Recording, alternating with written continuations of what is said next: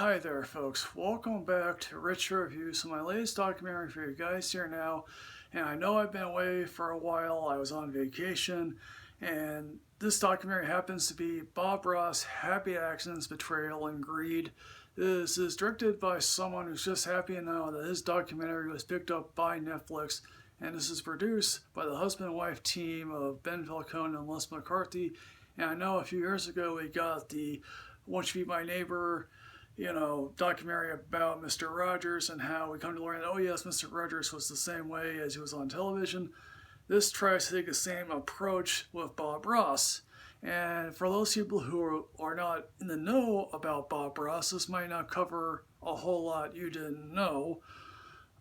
Unlike myself, I didn't know a lot about Bob Ross. I know he had the show The Joy of Painting that you can watch on the internet, and apparently during the pandemic it helped a lot of people get through that.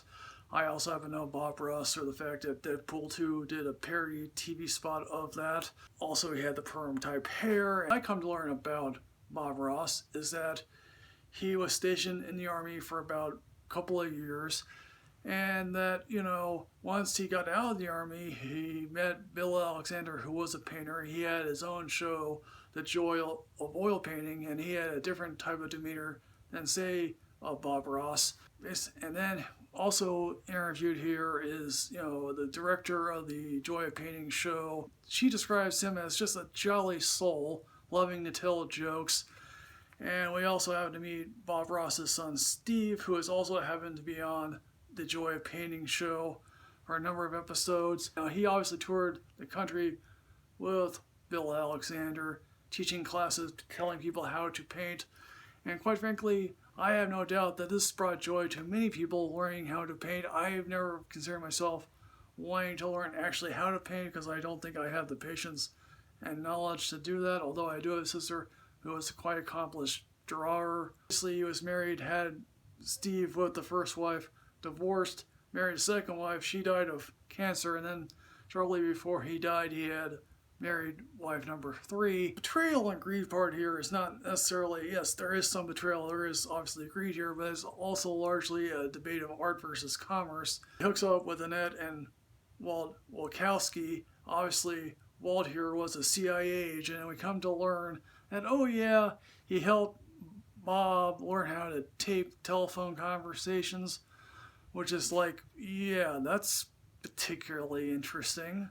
I would definitely like to learn what's on those tapes, but alas, some people that are not reviewed here is Bob Ross Inc. that Bob Ross co-founded with the Wachowskis, and they are not interviewed here because of fear of retribution. Steve sort of says, yeah, it's possible that, Bob had an affair with Annette, although Annette's and Walt's daughter basically flat out says in a statement, oh yeah, there was no affair between Bob and Annette.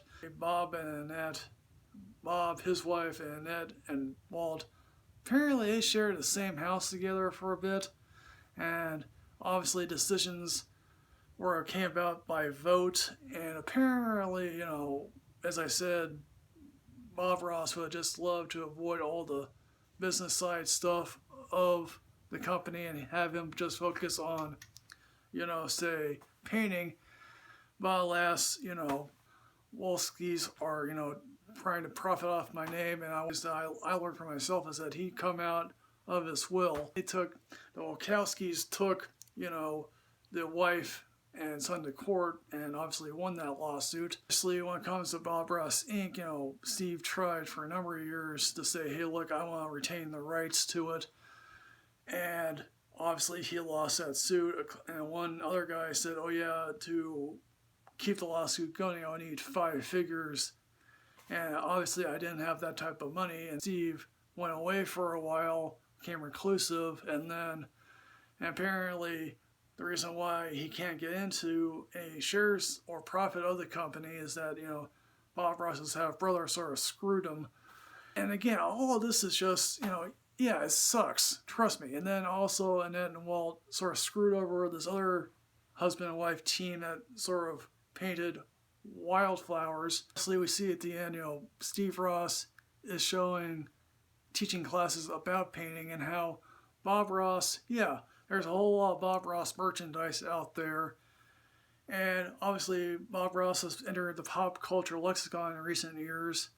And God bless him, he became a culture icon. Yes, the way he got there may not have been all that scrupulous. So in the end, folks, what I'm going to say about Bob Ross, Happy Accidents, Betrayal, and Greed, I'm going to give this a matinee rating. As always, folks, like, comment, subscribe, enrich yourself with knowledge. Have you seen Bob Ross, Happy Accidents, Betrayal, and Greed? I'm also at Twitter at Michael Richards 2. I'll see you next time, folks. Yes, hooray.